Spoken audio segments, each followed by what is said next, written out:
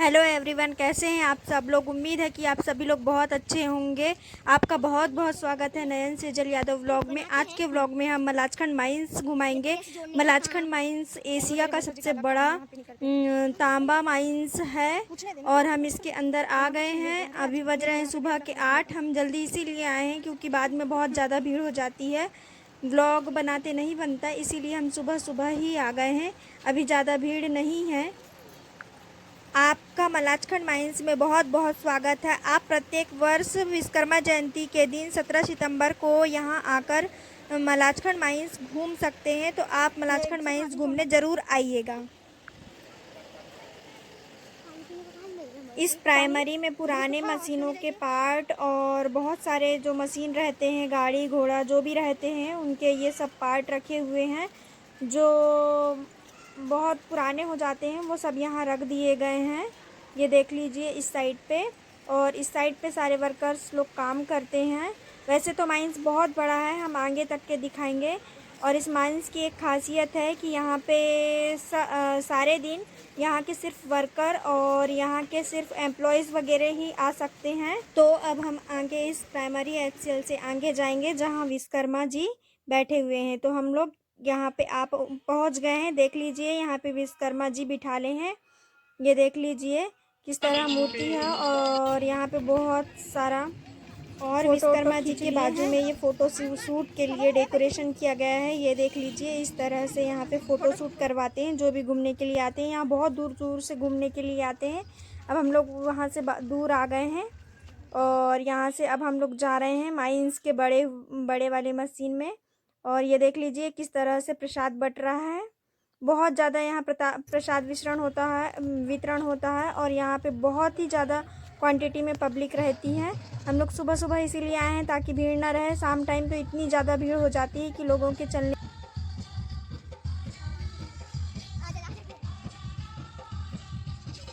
तो हम रास्ते को एंजॉय करते हुए चलते हैं आगे की ओर, बड़े मशीनों की ओर। दिखाते हैं आपको सारा Malajkhand mines, famous Malajkhand mines.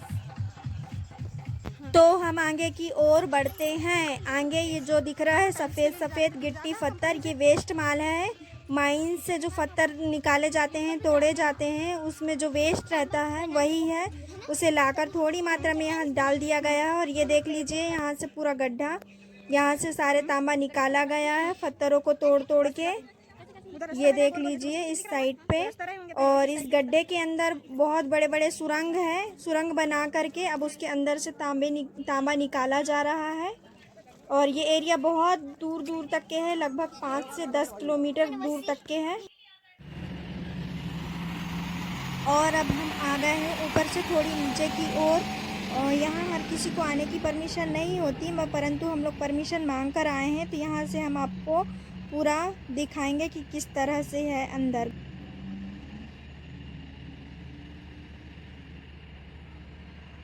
और अब हम आ गए हैं उस गड्ढे के नीचे, थोड़ी नीचे आए हैं। वैसे तो यहाँ आने की सभी लोग को परमिशन नहीं है, परंतु हम परमिशन लेकर आए हैं।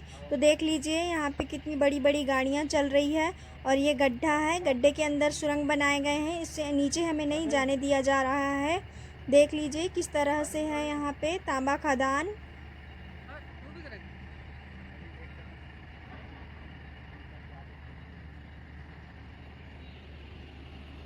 हम इतनी ज़्यादा हाइट पर हैं कि नीचे की गाड़ियाँ बिल्कुल माचिस की डिब्बी की समान दिखाई दे रही है।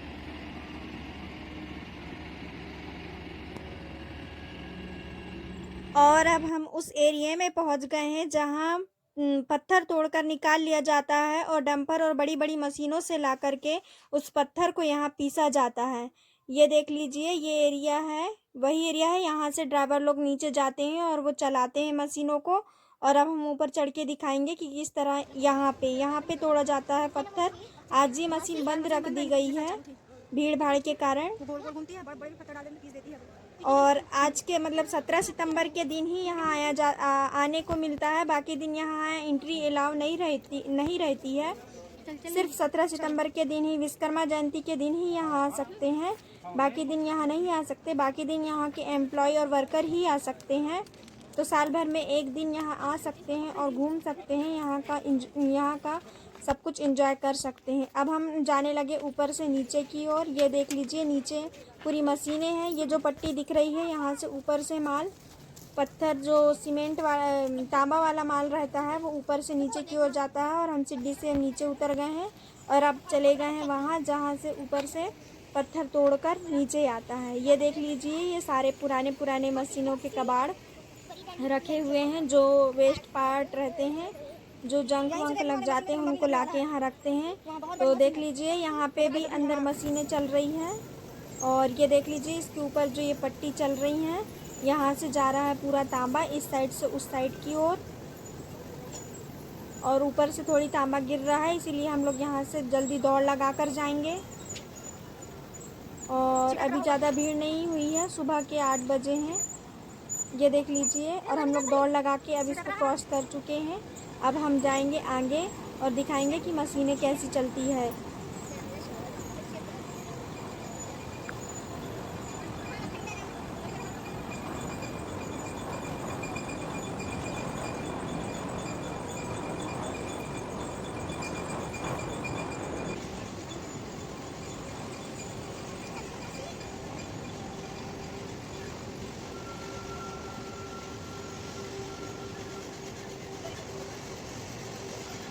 और ये सारी जो पट्टियाँ ऊपर की ओर दिखाई दे रही हैं इनमें से सब तांबा इस मशीन से उस मशीन में जा रहा है फ़िल्टर होने के लिए। और ये देख लीजिए इस तरह से है यहाँ पे बड़े बड़े औद्योगिक स्तर पर है यहाँ पे उद्योग टाइप का। और यहाँ पे मशीनें चल रही हैं, यहाँ फ़िल्टर का काम हो रहा है, पूरी तरह से उसकी पिसाई हो रही है जो मेन मटेरियल रहता है उसकी। ये देख लीजिए यहाँ पे कितने बड़े बड़े पत्थरों के मशीन बने हुए हैं। ये देख लीजिए इस तरह से घूम रहा है।